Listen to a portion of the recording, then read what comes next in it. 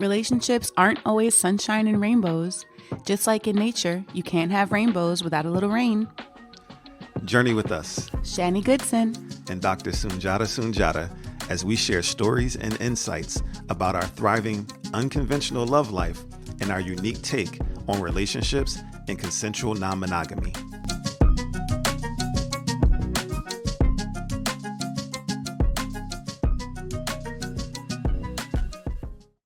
Hello, welcome. Hey y'all, welcome back.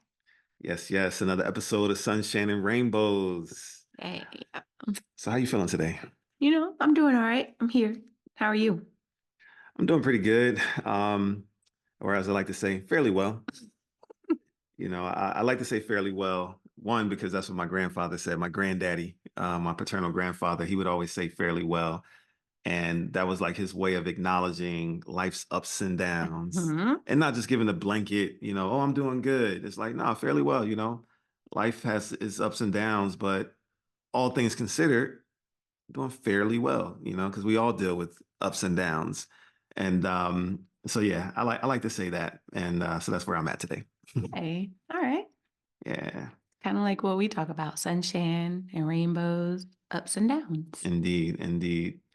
So in the last episode, I had an opportunity to share, my how I got here, how I got the consensual non-monogamy. Yeah. And I'm really excited for you to have an opportunity to do that today, to share with everyone, how you got here, your life's journey that led you to consensual non-monogamy.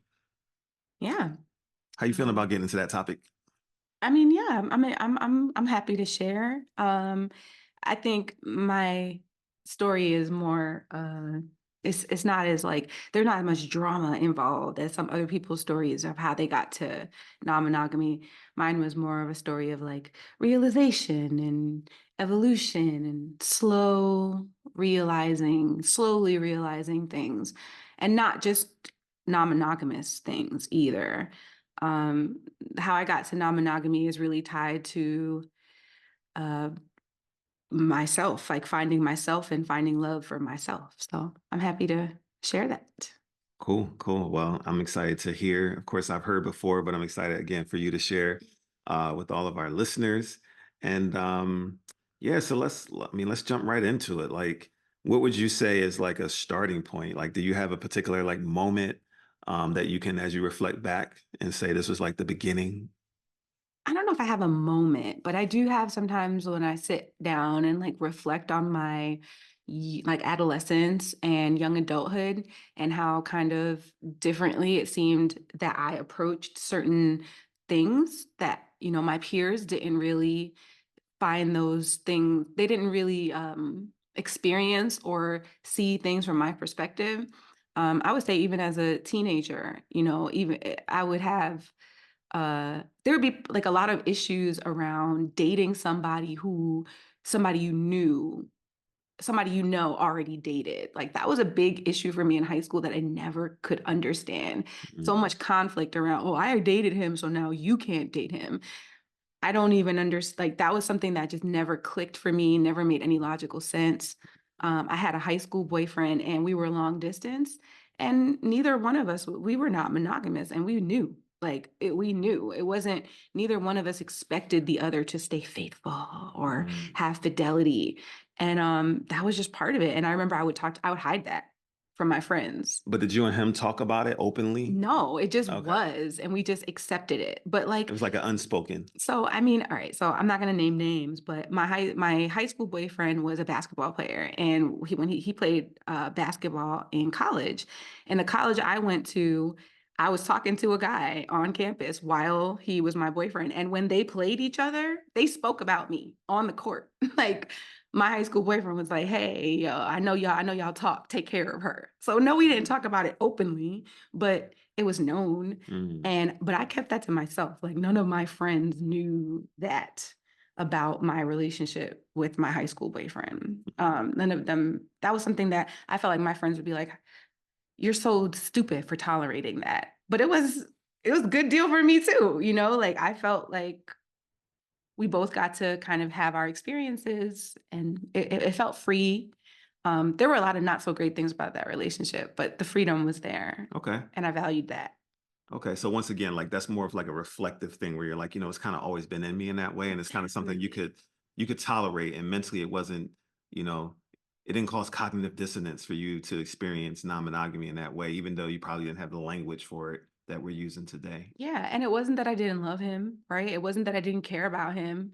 And a lot of times I think there's like a, conflation of those two things. Oh, I don't want you to spend time with everyone because I care about you so much. If it was like the opposite, it was like I care about you so much that I want you to be able to sow your wild oats a little bit. Like that's what we do in here. So, Mhm. yeah, I I kind of always was in that space, and I never wanted to get married. Like I was never one of those girls who dreamed about a wedding or like going down the aisle. And I did actually get into a monogamous marriage in my mid 20s, mostly because we got pregnant and we didn't have a wedding. We went to the courthouse because it just was never a dream of mine. So I don't think I ever really bought into compulsory monogamy. Like, I don't think I don't think my heart was ever really in it. Would you say it was more performative or practical? It was like, what else do you do? What other options are available to you? I remember when I was pregnant and he was my boyfriend at the time, and he was like, let's get married. And I was like, why? He was like, because we having a baby. And I was like, no.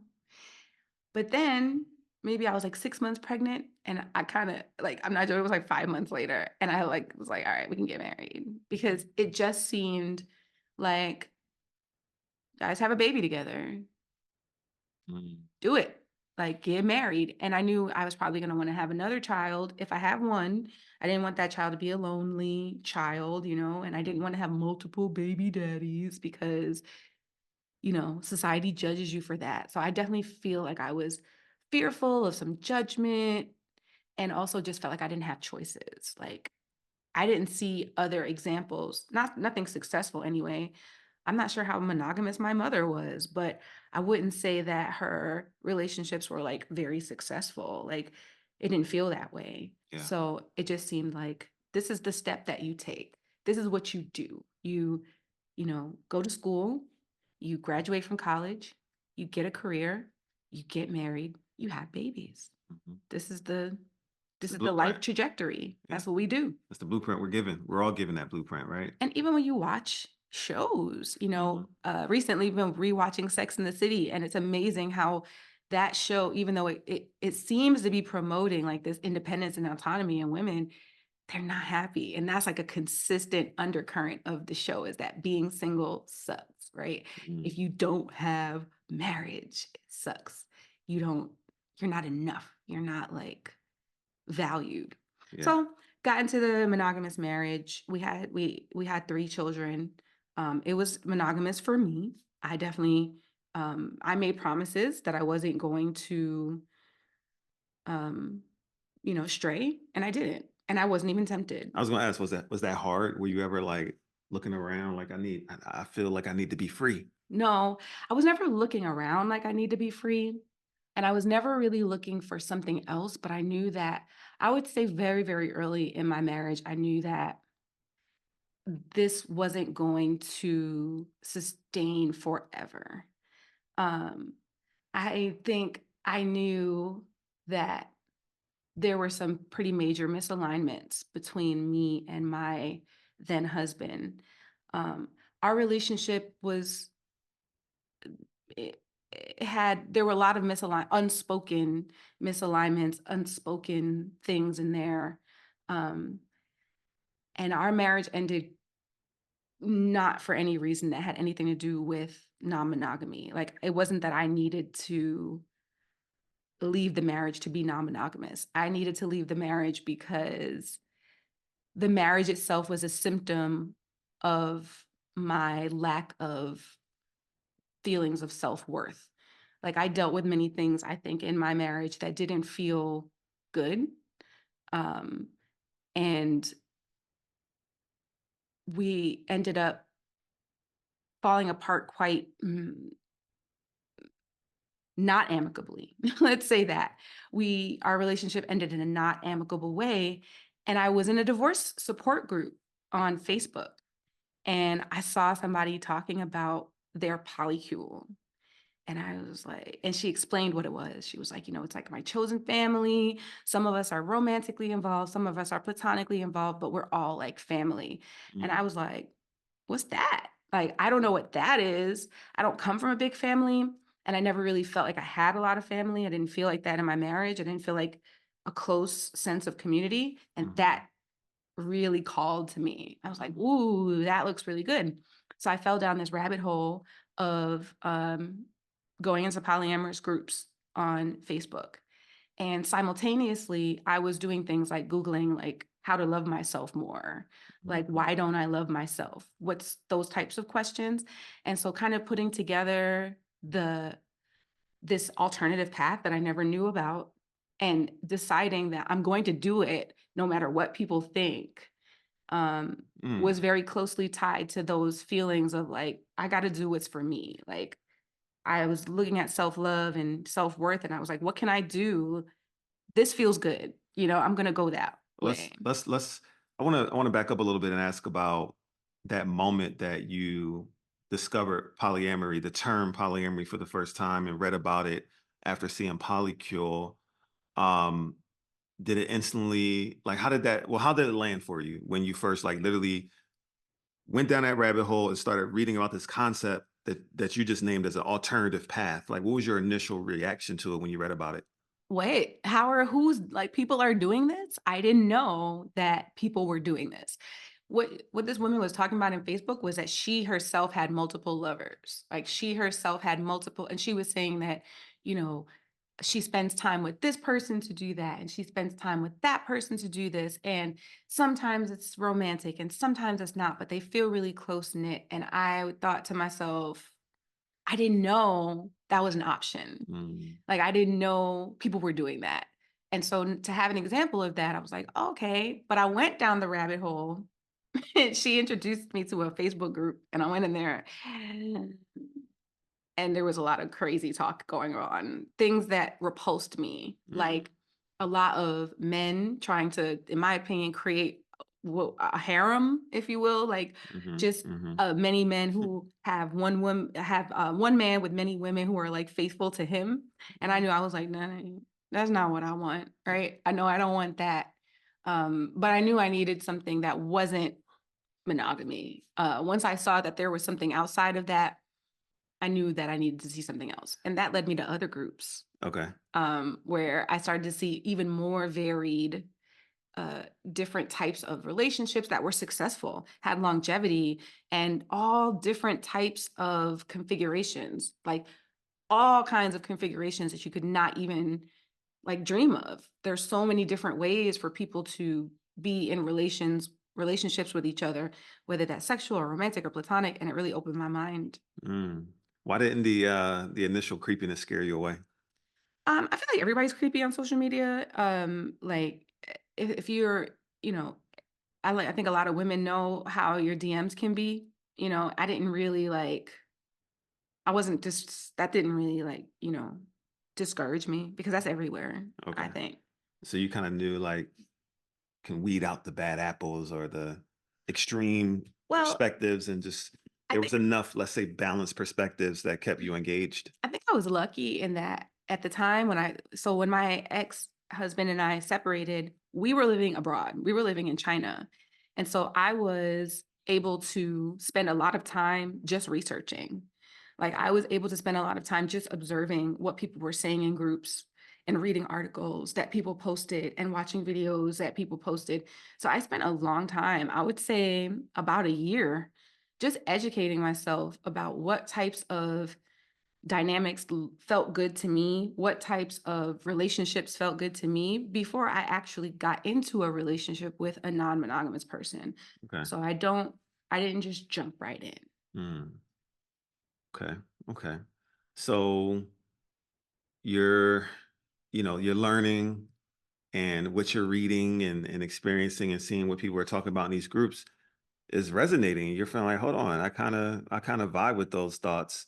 Um, so at this point, you're like, maybe I am polyamorous. Maybe Yeah. I've always been polyamorous. I was kind of like, maybe this is something I could see this working for me. Mm. Is more like, I could see this working. I could see this. I thought back. So one of the things my ex-husband told me during our separation was that he cheated on me. And I remember my first thought being like, wow, like you cheated on me and you, like, how did you know I didn't want to see that? Like, how do you know that I didn't, like, it hurt me more so because of the fact that he was like lying, not so much the act, yeah, not so much the act. Yeah. So Okay. Okay. I feel like polyamory is, I think it's hard to say, like, have I always been polyamorous? That's Hmm. hard to say. When you don't know something is an option, no. Because when I was monogamous, I was monogamous. Like, I wasn't like, oh, I love this person or I want to go talk to this person. I didn't have those thoughts. My heart was closed, Hmm. while I was monogamous. Okay. So Okay. So, what else would you like everyone to know about, like how you got here? I think like I like to talk about this in a way that's a little bit not so binary. The idea there are some people who consider themselves ambiamorous, where they feel like they could be monogamous or polyamorous. At this point, I feel like I'm leaning more toward polyamory, but I feel like if you had asked me 2 years ago, I would have said I was more ambiamorous. Hmm. And so I think I like to make sure that I'm constantly reevaluating what it is that I'm interested in, what it is that brings me, joy in relationships. That's important to me. But as far as like how I got here, it feels so natural. It didn't feel like I was knocked off of something to get here, if that makes sense. It doesn't feel like I was pushed here by any particular urge. It really was organic. Like Yeah. somebody happened to mention this, and I was like, oh, so it just feels very meant to be Yeah. to me, like it just feels like, oh, I had to go through that monogamous marriage to get to that divorce group to Hmm. get here. Um, Synchronicity. yeah, and the timing was good. I had already had my children, and it's like the children that I plan to have because I'm not having anymore. So I just think it just feels very like kismet. Yeah. Yeah. Awesome. Well, thank you for sharing. Yeah, thanks.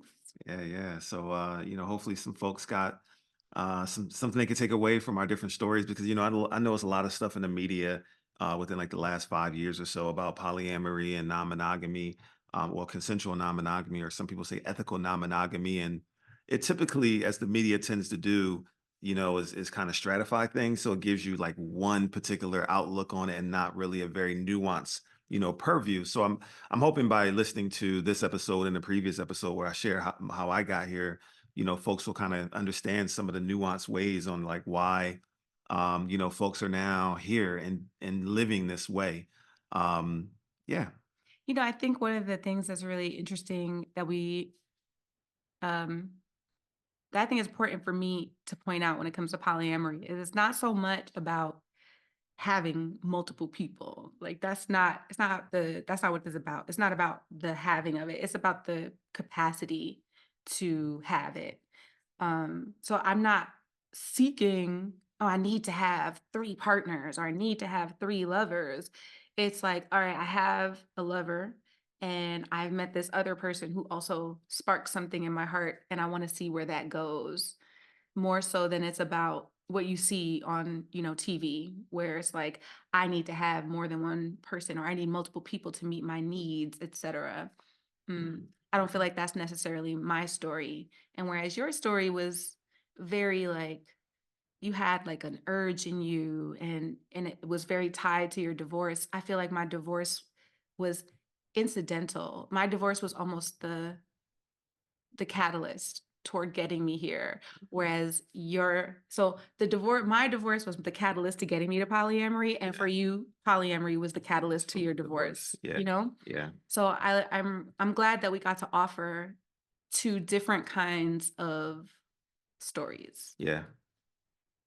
All right. We got anything else? Nope, that's it. Cool, cool, cool. Well, thanks for listening again. Thanks for watching. If you're watching this on our media page on Substack, and we'll be back to share more with you next time. Hey y'all. Until next time. Love y'all. Peace. Thank you for listening to Sunshine and Rainbows. If you enjoyed the show, please show your support by liking, commenting, and sharing this episode. Please also subscribe to our media platform, Sustainable Solutions Media, and follow us on Instagram at Sustainable Solutions Media.